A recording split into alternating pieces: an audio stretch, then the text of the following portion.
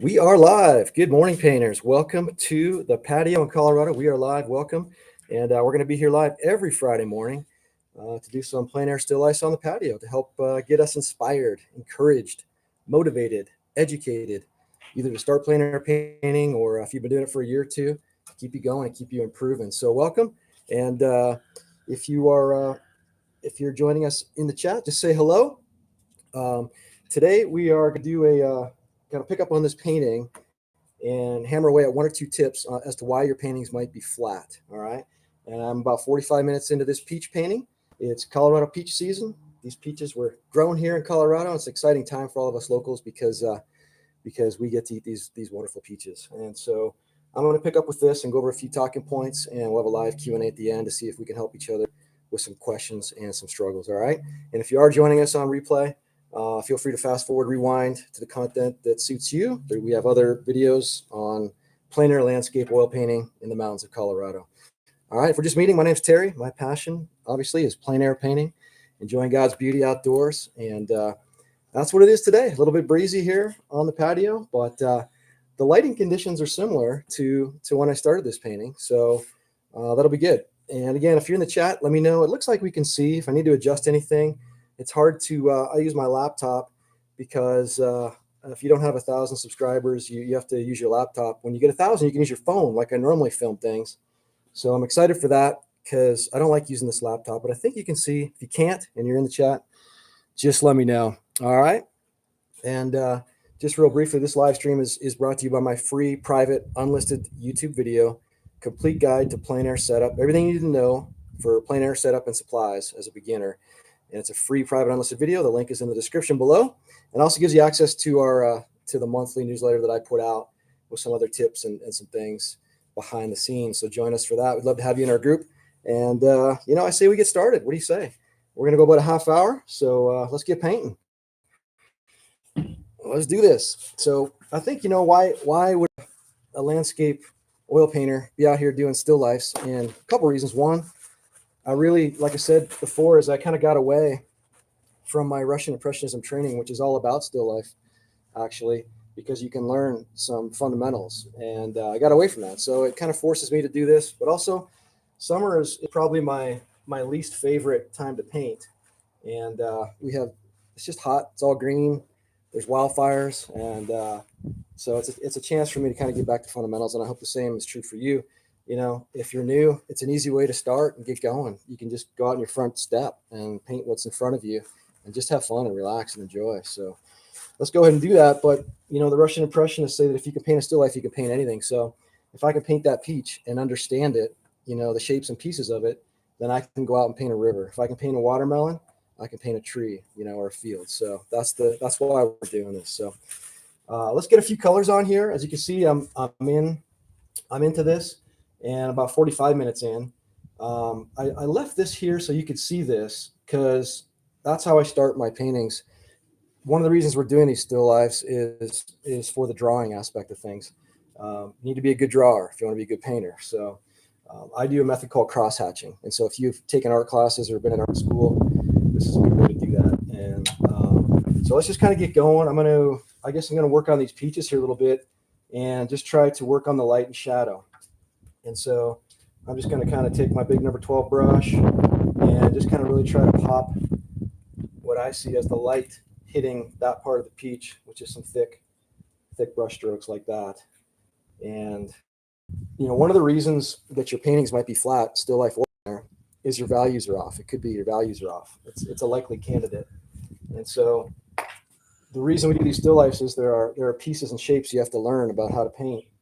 And as the light is coming from this direction, it's going to wash over the peach. And so you'll have light, then you'll have the halftone, which is the actual color of the peach without the shadow washing it out or the light washing it out. And then you'll have the shadow, you'll have the cast shadow. And then there are a few other components of light and dark that we can talk about in the weeks to come. But I think that's enough for you to practice and try to get that right. So light, shadow, cast shadow. And so right now, I'm painting the light. I'm not painting the peach. And I want to compare, So the reason your values might be off is just inexperience, but also you want to study and compare. like color to like color. The light on this peach to the light on that peach. The light on the peach compared to the light on the planter, compared to the light on the tablecloth. So that's how I'm processing and painting as I go. The light on this peach isn't as brilliant, and it might be that it's in shadow, underneath the flowers. So again, I just compare and I give it just kind of a different color. And there's so many beautiful colors in the peach. It's really kind of cool, to try to capture those. And then right here, it's just a bit brighter. So I'm just going to kind of show that, like right there, there's a piece of light. So you kind of see how what you see now is some light and some shadow appearing on the peach, giving it some definition and some 3D shape. So that's what we're trying to do is try to lay these objects down, is try to give them three-dimensional look. And I drew this up last night. Let me see if you can see this on here. An example of a good drawing and a bad drawing. So if you want to rewind a couple steps, what I'm talking about, okay, this would be an example of I did this in 2 minutes, but a good drawing. So a good drawing is going to have the light, the shadow, and the cast shadow. It's going to have proper perspective. And so that's what I'm doing here through cross hatching. Okay, and you can see the plate and the fruit and the sizes and the placement and proportion. I had a little trouble doing a bad drawing because I'm not used to doing. I'm not a perfect drawer, but the perspective is off on this object, right? It's not showing proper perspective with the cylinder shape. The proportions are off on the peaches, right? One is too small, one is too big. Also, it doesn't go above the plate. See, in the still life I'm looking at, half the peach goes above the plate. So that's what gives the 3D look to your objects if you pay attention to these things about drawing. And the shadows might be off. And so, everything has a place in the painting, a perimeter, a boundary. And so you want to respect that. And it has a proportion to it. And so that's probably reason number 2 as to why your paintings might look flat. Your proportions are off, your placement is off, and your perspective is off. And so, this is why I do this, because I'm not perfect at it by any means, but we always got to be practicing those fundamental elements. So then when we go out and paint a tree or a river or a mountain, it's just automatic. We know how to place things, we know the proportion, and we implement proper perspective. Okay, so welcome again if you're just joining us. We are live. We're practicing plein air painting and fundamentals, and we're glad you're with us. And save your questions till the end, I guess, and we'll do those in the chat. And we'll just keep hammering away at this painting. I'm going to get some of the flowers in real quick, which I've got a mixture of alizarin crimson, ultramarine blue, and what else did I put in there? A little titanium white, but it's a very vivid, purple color. And again, I'm not really painting flowers. I'm painting shapes and colors, and especially with Russian impressionism, which is my style. That's kind of what it's all about, really. And so a lot of this is, some of it's in light, some of it's in shadow. The stuff in the back here is kind of in shadow. And then we can make the flowers in the front just capture a little more light by putting some titanium white in and just going with a lighter value and just showing hints of that light hitting, like that. And that gives definition and 3D shape to that piece right there. So that's how we would do that. And let's see, we'll keep cruising here, put a few more strokes on. I'll work on the shadow here a little bit, but actually, truthfully, I don't want to really change that too much. Here's another tip that a lot of people don't know about as to how to give 3D life and depth to your paintings, particularly still life. Do you see, there's a thing called a core dark, and you may not understand or know what that is yet. And basically a core dark in a painting is a place where the light doesn't get in, right? So there's no reflected light, there's no highlights, it's just dark. It's one of your darkest darks usually.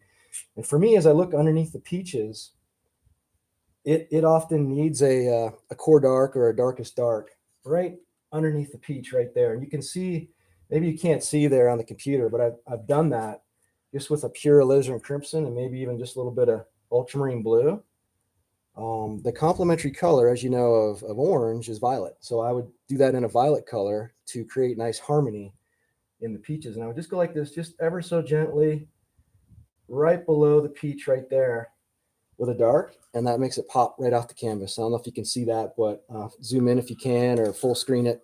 But when I just did that, I just noticed that the peach just kind of popped off and it gave it more depth. And so the reason I'm telling you that is because when you're out painting a tree or a river, you want to keep that in mind about core darks. Go look at my tree painting video. I discussed how light washes over objects and core darks and halftones. And I've mentioned those terms in this video, and you may not be familiar with them, but go back and watch this again or watch that video, because that's gold information that it's really going to help you become a better painter. So welcome again. If you're joining us, we are live on the patio practicing our plein air still life skills. So I'll just do a little bit of work here on the shadows, and it's just a mixture of alizarin crimson. I've got some cerulean blue and a little bit of orange. So kind of doing that kind of warm, cool mix here for the shadows of this peach. And it's really kind of fun.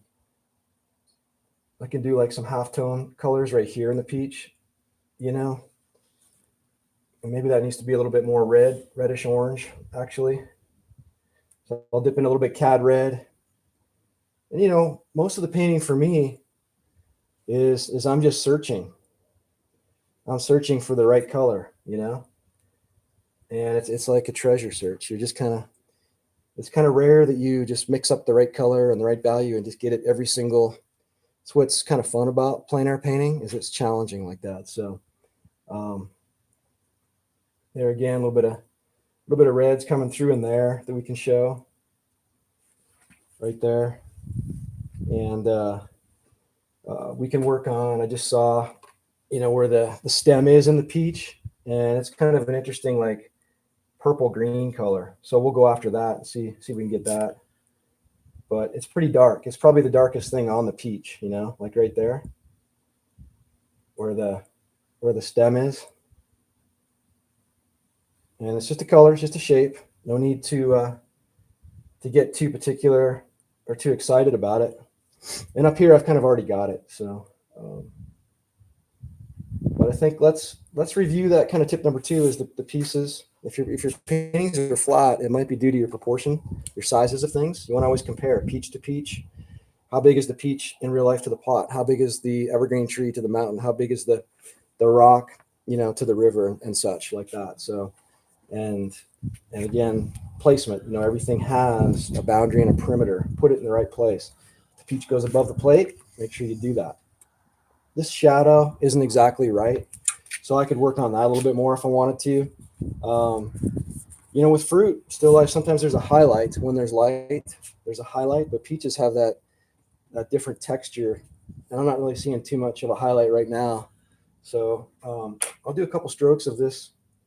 You know what? Let's go up here to this pot and just throw the light on that planter. And it's kind of mixed up a violet base, with alizarin crimson and some orange, and then some cad yellow light. But when the light hits this, that's my light spot right there. So I just want to be aware of that. When the sun's out, you're painting everything in the light and then everything in the shadow. And I'm just using a big Robert Simmons number 12 Signet brush. Just a big, it's how I paint, with big brushes. I don't like to be too particular, too exact. My style is Russian impressionism. And sometimes I just like to kind of sometimes jack around with a palette knife, in my strokes. You can do it right there. You can kind of blend, right here to show some atmosphere, stuff like this, which is kind of fun. And, feel free to experiment, just have fun. That's why we paint when we're kids, right? So you look at kids and it's like every kid just seems to start out painting and drawing, don't they? Because they love it, and then we get away from that as adults, don't we? Because we got to get serious in life. But play with your paintings, some of the best painters are those that are creative and try unique things. And so don't be afraid to do that. But yeah, the light's coming out in full bore right now. So I'm seeing my light and shadow a little more clearly right here. And this is kind of cool. I'm just going to try to catch this while I see it. The flowers are hanging over. They're hanging over the planter like this, and they're creating light and shadow in my light piece. And I just love that. Like I love cloud shadows on a mountain. I love painting that. So I'm going to try to just throw in a couple shadow pieces right now and see how it looks of that, just like that. Just suggestive. Sometimes less is more. I could try to sit there and paint every flower if I wanted to, but I don't think that's a good idea. So this color's probably off a little bit, maybe. I don't know how well you can see these colors with this laptop camera, but it's probably off a little bit. It's a grayish purple color, but it's okay. We'll leave it for now. But if you wanted to do the design in that planter, it has a design to it. I would take a dark color, but if it were me, I wouldn't really try to detail it too much to death. You could just kind of take a palette knife and just show hints and suggestions of like a design in there, and then just kind of leave it at that. Or you could not do that. So that's your artistic and compositional choice. But there's some lighter things that are going on up here in the flowers where we're getting some reflected light in here, but you could show like some of those colors, in here like that. That's probably a little too much CAD light, but right under the flowers in here, we're seeing some of those colors. So just kind of beautiful light coming in and hitting the flowers at different angles and stuff. So that's real fun. And let's look at this shadow real quick on the plate. So back to why your paintings might be flat is you want to compare your shadows.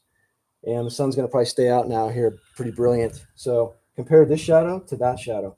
I really like these shadows. I'm not touching them because I kind of nailed them early on, which isn't always the case, but in my early stages. And it's I think a mixture of like cad red, ultramarine blue, and titanium white, and a bit of orange, the complementary of violet, to desaturate or tone it down. So I like those. They look realistic to me, and they help add depth and 3D to the peaches.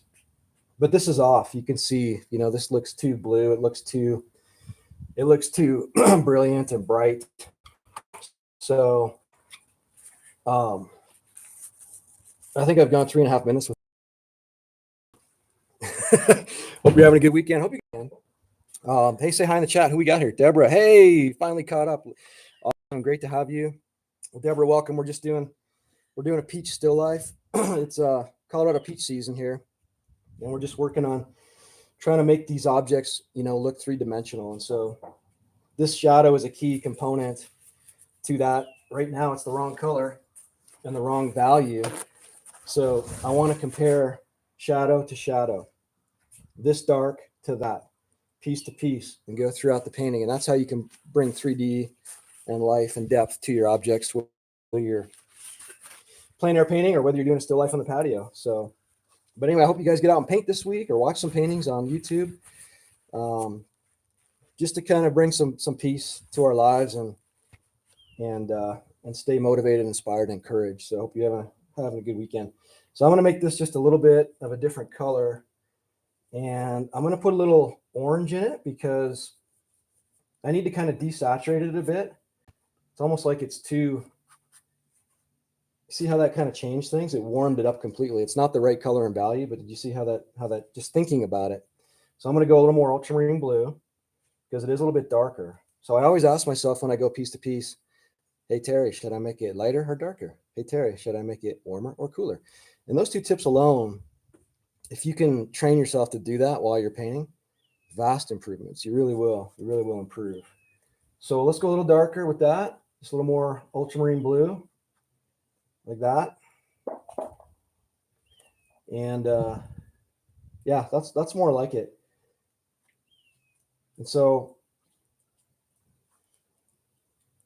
that would probably work just like that, and that contrasts nicely with the light on the coming in on the tablecloth. And I could work on the light on the tablecloth a little bit more. I haven't really gotten that far yet, but I left that like that so you can see my cross hatching technique of drawing. Really, really important. That's why we're doing all this, is so we can become better drawers and better painters. If you can draw well, you're going to paint well. That's really how it goes. If your drawing is off, your painting is going to be off. That's just a fact. It doesn't matter how flashy you are with brushstrokes. You got to have that good foundation, and then you got to have your value foundation. 3 or 4 strong foundational structural values. And hey, thanks. I love your painting style. It's Russian impressionism, Deborah. I just really saw my mentor's work and just loved the bold colors. I love the loose brush strokes. I really respect realists, people who can make water look exactly like a photograph. But for me, it's like I was saying in my videos, I think when people look at your paintings and when they buy them, they have an emotional connection to that place because they were there and they experienced it, and it's all the senses. And that's why I love plein air painting. And that's why I paint like this, because I try to make it like an emotional experience that you're looking at this painting. And so thanks for saying that. I appreciate that, and appreciate you watching the videos too. And we'll go over a few questions here in a minute. I just want to put one more color in here, and then I'll kind of lay the brush down, and we'll just discuss a few questions real quick. But this could look more like, the flowers. I could go outside of this area of shadow like this and just make like a couple little marks of flowers. And that makes that look a little more realistic like that. And then the only other thing I would do to that shadow is I would put a little bit of reflected light in there. So there's some green. I don't really know where it's coming from. That's kind of the wrong color. It's a little bit more. So I don't know where that green is coming from really, but it's coming. Oh, you know what it is? I think it's the tablecloth. Yeah, it's coming in like this. And then what I would do is that's too bright and brilliant, so I would go back over it with my dark, but I would leave some of that color in there, to describe that shape a little bit better with that reflected light coming in. So there, I just covered, but I left a little bit in there. Okay, so I'll lay the brush down there. We worked on trying to create some 3-dimensional looks by this core dark right here underneath the peach, and using proper placement of things, proper proportion, proper perspective. If you're drawing cylinders or pots or shapes, you got to use the right geometry to make that look 3D like that. And that's just practice. Like some beginners might draw a plate like a complete circle, like I showed you on this drawing right here, and they might just be tempted to have their geometric shapes off like that. So you gotta show the angle of perspective that you're looking at for that. Okay, so shoot some questions in. I don't know, Deborah, if you have any, or if anybody has any. We can talk about, there's one question that we get quite a bit. I'm just going to sit down here for a second and grab my stool. One question we get quite a bit is about colors and muddy colors. I've got my canvas in the light, so by the way, when you plein air paint, you always want to turn your palette and your canvas to face the sun. When you paint in the light like I do, your values are going to be off. They're going to be darker. And but I have to do that because I need you to see what I'm doing and I need you to see what I'm painting. But I just thought I'd mention that. But when we talk about muddy colors, it's a common question that subscribers have and that we get, and I think it could be due to 3 things. A practice problem, a palette problem, or a painter problem. And with a practice problem, it's just give yourself a little bit of grace, I think, with color mixing, because it's not easy. It's part science, it's part art. It takes a lot of time, experience, and practice. So maybe if you find yourself having muddy colors on your palette, move away from the tubes of paint that are earth tone like burnt sienna, and those are nice to have. But if you're just beginning, just start with the primary colors, just start with the blues and yellows and reds and mix those up and make yourself some nice colors with the primaries.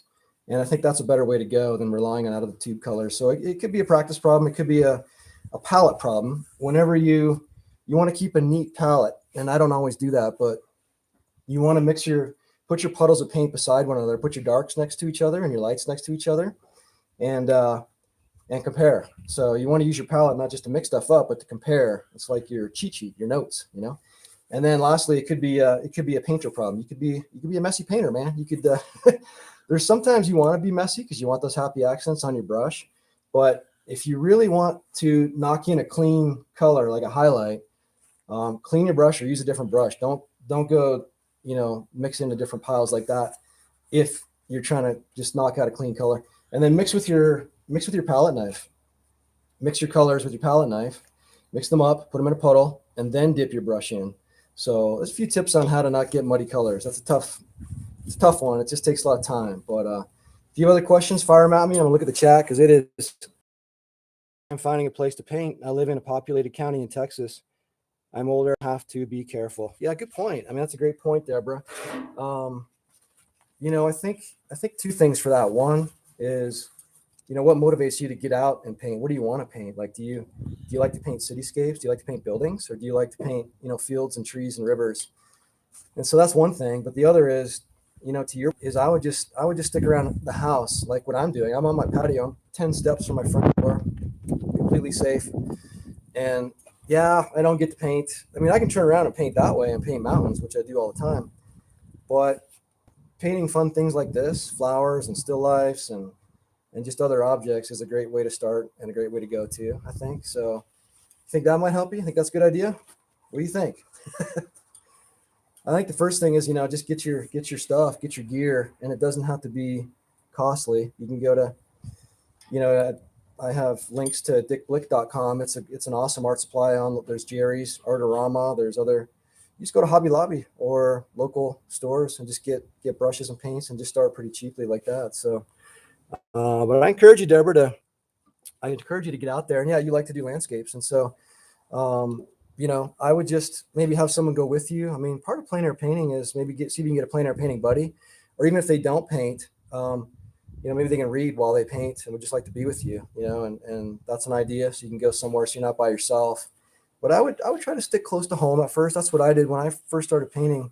There was like a park across from my house, and I just painted like a tree, and then I kind of got brave and ventured out from there. So, but I encourage you, Deborah, to get out there, be safe, of course, but stick near the house and just try to be creative with ideas on who you could go with and how you could do that. But those are kind of my ideas, top of the head. And you have lots of gear. Yeah. I've been buying stuff for years. I know it's addictive, isn't it? It's like every time stuff comes from dickblick.com, I'm like, yes, Christmas came early. I love getting new brushes, new stuff, and always checking out the new gear. Yeah, Millie's laying beside me in the shade here. She's a little scared. The neighbor builds houses and it's loud. He's hammering, so she's freaking out. But yeah, let me know how it goes. Get out there and I don't know, drag someone with you, man. But even if you can't, I would just maybe go somewhere in a populated place and stay safe. But get out there, you can do it. And I encourage you to keep going. And yeah, you got a French and a Gorilla. Yeah, those are good. A little pochade box. You don't have to have a big. These are good, but you don't have to have that. Like you're saying, you can have a Gorilla box or a little pochade box, or you can sit and put it on your lap, or just put it up very easily. So, Renee, we'll, if you don't have any other questions, we'll wrap it up there in a second. But let's put one more highlight on just for fun right here, just for something to do on those peaches. And it's just so fun to paint these Colorado peaches, I tell you. And heck, I've been waiting to kind of do this. And so as we wrap up, and bite into this Colorado peach. Yummy. Listen, I got to release a video tomorrow morning. I'm excited about it. It's a four-wheeling, I got peach all over my face, a four-wheeling adventure video. Me and my family went on. High mountain waterfall. Cool video. Scenery is unbelievable. Releases tomorrow morning. Hope you watch it. And hope you guys get out and plein air paint. And let's see, thanks for doing this. Hope you get a lot more. Yeah, we had a lot more. Hey, Dan's on. We'll hang on for a minute because Dan's on. Good morning, Dan. Thanks for joining us. Dan was he's the star of 2 videos ago, or 1 video ago, the top 2 beginner struggles. He helped me film that, came down for some private lessons. And welcome, Dan. We've both been super busy. Dan's been painting some very cool water lilies, Monet-like stuff, and they are super cool. I'm excited. He's texting me pictures of his progress. I'm excited to see how those go. But yeah, so Dan, we were just working on kind of bringing 3D life to these objects here, and yeah, check out that video tomorrow. It's so funny. I don't want to give too much away about it, but we had some troubles, and it's like a two-part video because we had to go back. And I won't say anything else, but the scenery up there is unbelievable. We were about 12,000 feet up, filming this, and it's just beautiful waterfall. So hope you guys check it out. But I will keep and respect your time. And again, thanks for joining me. Encourage you to begin plein air painting. Stay out there. Thank you, Deborah. Thank you, Dan. And for all those that watch on the replay, most of the people seem to watch these on the replay. Hey, subscribe to our channel if you haven't. Plein air is our thing. We love it. It is an addiction. And it's a healthy addiction, if you ask me. So, hey, God bless. I'll see you in the mountains, or I'll see you next week on the patio.